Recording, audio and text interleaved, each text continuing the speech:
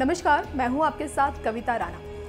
चीन से बढ़ते तनाव के बीच देश के प्रधानमंत्री नरेंद्र मोदी ने 3 अक्टूबर को हिमाचल प्रदेश में अटल टनल का उद्घाटन किया और जिसे रणनीतिक रूप से अहम भी माना जा रहा है। इससे भारतीय सेना को लाइन ऑफ एक्चुअल कंट्रोल यानी कि LAC के इलाकों में गश्त करने में आसानी हो जाएगी। साथ ही सेना की जरूरत के सामान भी बड़ी आसानी से और जल्द पहुंचाए जा सकेंगे। मनाली और लेह को जोड़ने वाली ये अटल टनल वैसे तो 3 अक्टूबर को उद्घाटन के बाद से ही चालू होगी, लेकिन दुनिया की सबसे लंबी इस सुरंग से बुधवार को पहली बार सेना का काफिला गुजरा। इस काफिले में सेना के कई वाहन और ट्रक शामिल थे जो लेह की ओर जा रहे थे। इन ट्रकों से सेना के लिए जरूरी दैनिक उपयोग के सामान को आगे के इलाकों में भेजा गया। तो रोहतांग दर्रे के नीचे टनल बनाए जाने का ऐतिहासिक फैसला 3 जून साल 2000 को लिया गया था और जब अटल बिहारी वाजपेयी देश के प्रधानमंत्री थे। सुरंग के दक्षिणी हिस्से को जोड़ने वाली सड़क की आधारशिला 26 मई 2002 को रखी गई थी और कुल 8.8 किलोमीटर लंबी ये सुरंग 3000 मीटर की ऊंचाई पर बनाई गई और दुनिया की सबसे लंबी सुरंग है, जिससे सेना को सामरिक रूप से मजबूती मिलेगी। अब अटल टनल से बौखलाया चीन।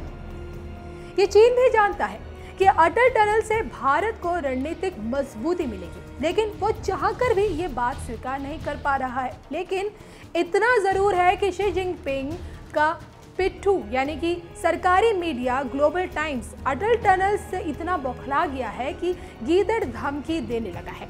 चीन के सरकारी अखबार ग्लोबल टाइम्स में छपे एक आर्टिकल में लिखा गया है कि भारत को अटल टनल बनाने से बहुत ज्यादा फायदा नहीं होने वाला। ग्लोबल टाइम्स में लिखा गया है, इसका निर्माण सिर्फ सैन्य मकसद से किया गया है। जंग के वक्त खासकर सैन्य संघर्ष के दौरान इससे भारत को कोई फायदा नहीं होने वाला है। PLA के पास इस सुरंग को बेकार करने के कई तरीके हैं। भारत और चीन के लिए यही बेहतर है कि दोनों एक दूसरे के साथ शांतिपूर्ण तरीके से रहें। तो चीनी मीडिया भले ही अपनी आदत के मुताबिक गीदड़ भभकी देता रहे, लेकिन देश के रक्षा मंत्री राजनाथ सिंह का ऐसा मानना है कि सामरिक रूप से अहम अटल सुरंग भारत की सीमाओं की रक्षा करने वाले सशस्त्र बलों और पुनर्वास क्षेत्रों में रहने वाले लोगों के लिए पूर्ण रूप से समर्पित है। पहाड़ काटकर बनाए गए इस टनल के रास्ते खाद्य सामग्री, हथियार और अन्य जरूरी सामान भारतीय सेना तक तेजी से पहुंचाया जाएगा। 3300 करोड़ की लागत से तैयार किए गए इस टनल के शुरू होने से अब लाहौर के लोग सर्दियों में होने वाली बर्फबारी के चलते 6 महीने तक अन्य इलाकों से नहीं कटेंगे। तो वहीं दूसरी तरफ भारतीय सैनिक इस टनल के इस्तेमाल से चीन से सटी सीमा लद्दाख और पाकिस्तान से सटे कारगिल तक आसानी से पहुंच पाएंगे। मेरे सुझाव भारत सरकार के रक्षा मंत्रालय के लिए भी हैं, भारत सरकार के शिक्षा मंत्रालय के लिए भी है और BRO के लिए स्पेशली भी है। एक, ये टनल का काम अपने आप में इंजीनियरिंग की दृष्टि से, वर्क कल्चर की दृष्टि से यूनिक है। पिछले इतने वर्षों में जब से इसका डिजाइनिंग का काम शुरू हुआ, कागज पे लिखना शुरू हुआ, तब से लेकर कब तक अब 1000-1500 लोग ऐसे छांटे, मजदूर भी हो सकता है और टॉप व्यक्ति भी हो सकता है। उसने जो काम किया है उसका अपना जो अनुभव है उसको वो अपनी भाषा में लिखे। एक 1500 लोग पूरी प्रोसेस को अगर लिखेंगे, कब क्या हुआ, कैसे हुआ, एक ऐसा डॉक्यूमेंटेशन होगा जिसमें ह्यूमन टच होगा। जब हो रहा था तब वो क्या सोचता था, कभी तकलीफ आई तो उसको क्या लगा। एक अच्छा डॉक्यूमेंटेशन, मैं एकेडमिक डॉक्यूमेंटेशन नहीं कह रहा हूँ, ये वो डॉक्यूमेंटेशन है जिसमें ह्यूमन टच है।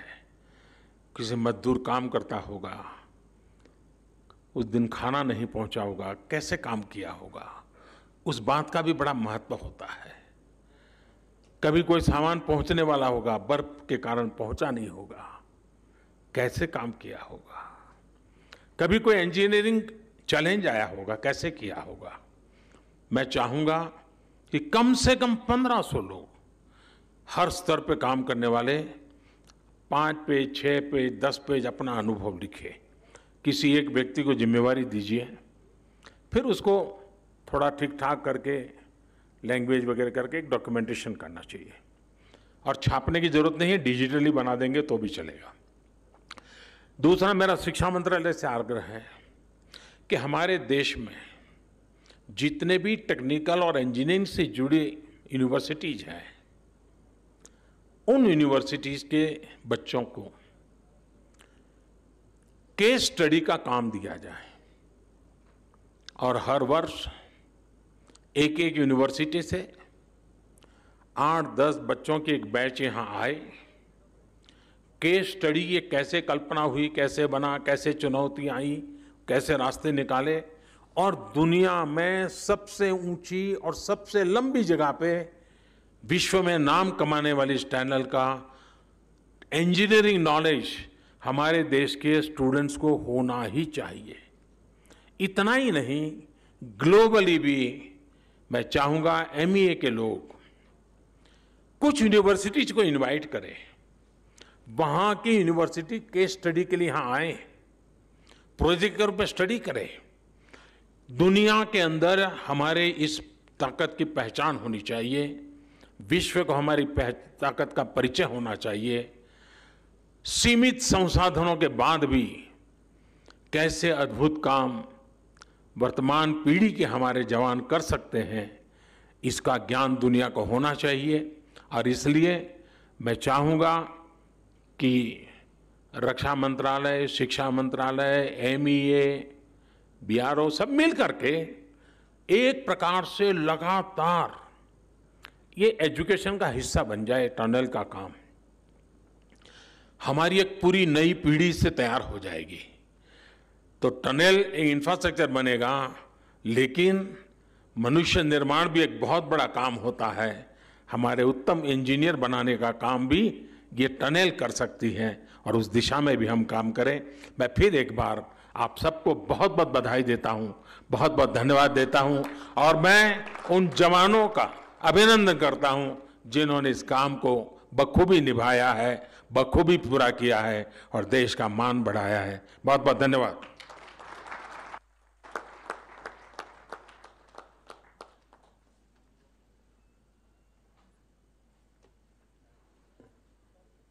अब मैं माननीय प्रधानमंत्री जी से अनुरोध करता हूं कि वह हिमाचल सरकार द्वारा निर्धारित स्टैंड की तरफ प्रस्थान करें, जहां हिमाचल टूरिज्म की तरफ से एक ब्रीफ